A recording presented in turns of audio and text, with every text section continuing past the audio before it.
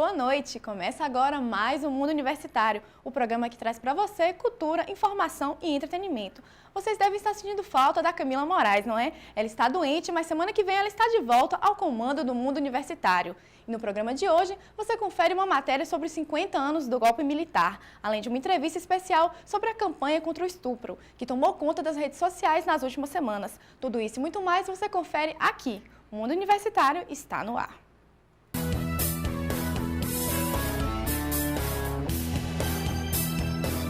No dia 31 de março deste ano, o golpe militar de 64 completou 50 anos. Para muitos jovens, esse episódio é só mais um fato histórico. Porém, existem pessoas que buscam mostrar para todo mundo a importância de ainda se discutir esse período. Veja na matéria a seguir como foi o evento realizado pela UESB com o intuito de lembrar e discutir esse episódio que deixou tantas marcas na história do país.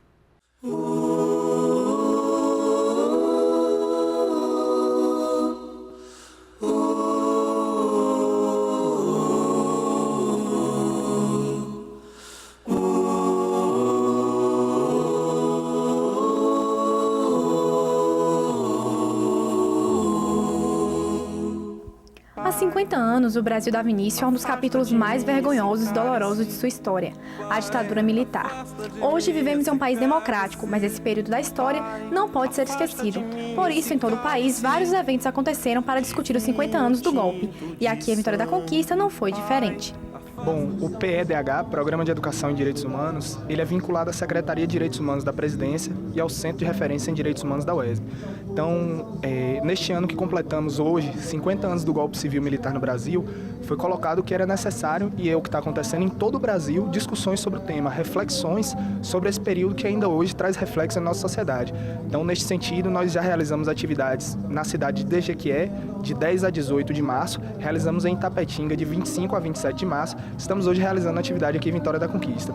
O evento contou com a presença de 2 ex-presos políticos para uma mesa redonda sobre o tema. E seu nude David Castro relembrou como era viver naquele período.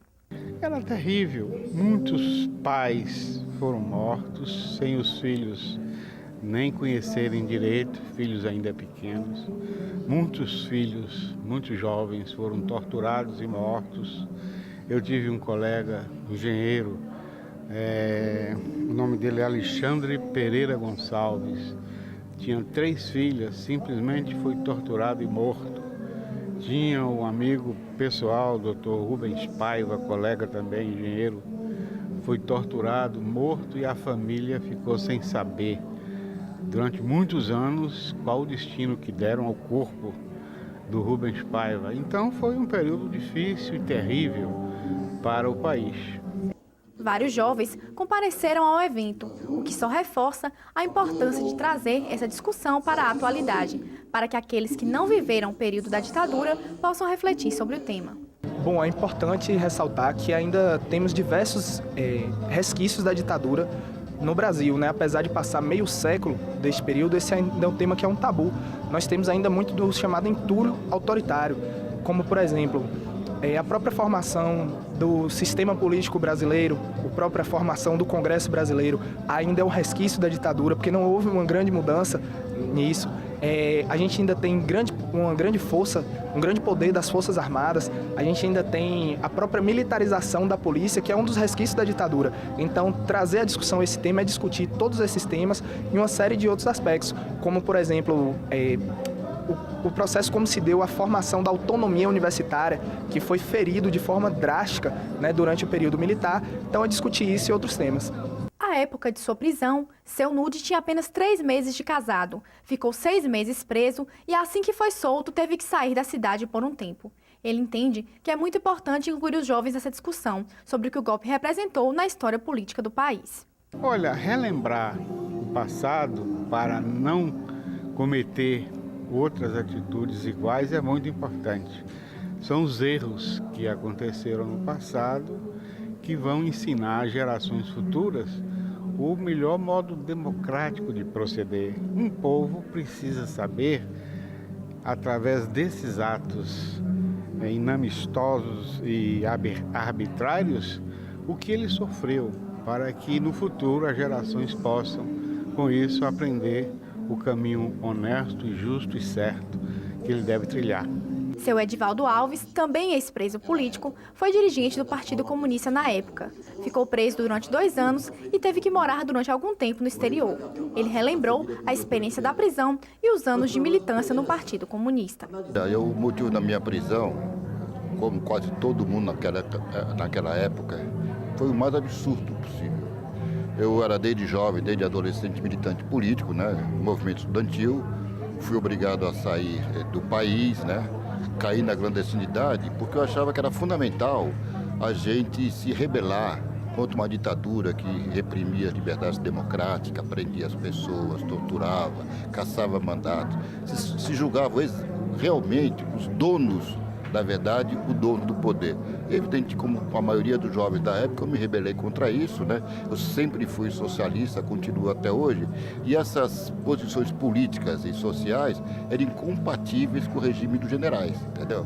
Então, eles tinham motivo para prender, o motivo que eles tiveram foram as minhas ideias. Eu não fui preso, fui preso por nenhum outro motivo que não fosse as minhas ideias. Porque eu sempre tive atuação política e social no campo das ideias, no campo da política, né? Eu sempre achei que a luta armada contra a ditadura, eu achava que era entrar no campo deles, entendeu?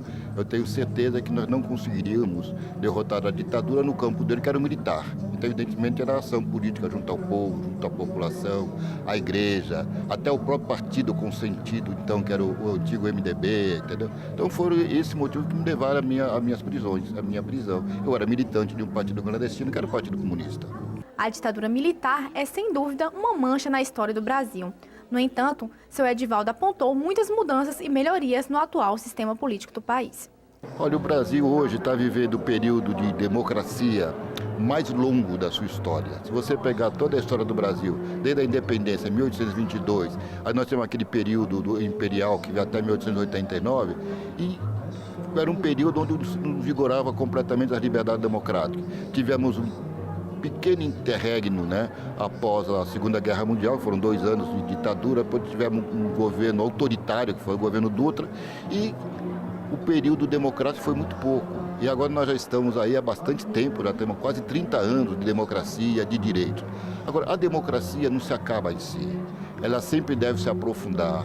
Nós hoje lutamos por uma democracia direta, com a participação direta da população, com ampla liberdade, para as pessoas pensarem o que quiserem politicamente, se portarem como quiserem, principalmente escolherem sua melhor forma de vida. Então, isso são coisas fundamentais. Agora, é evidente que nós ainda temos alguns problemas no nosso regime político que deve ser objeto de luta dos jovens de hoje. Nós ainda temos tortura para os presos comuns.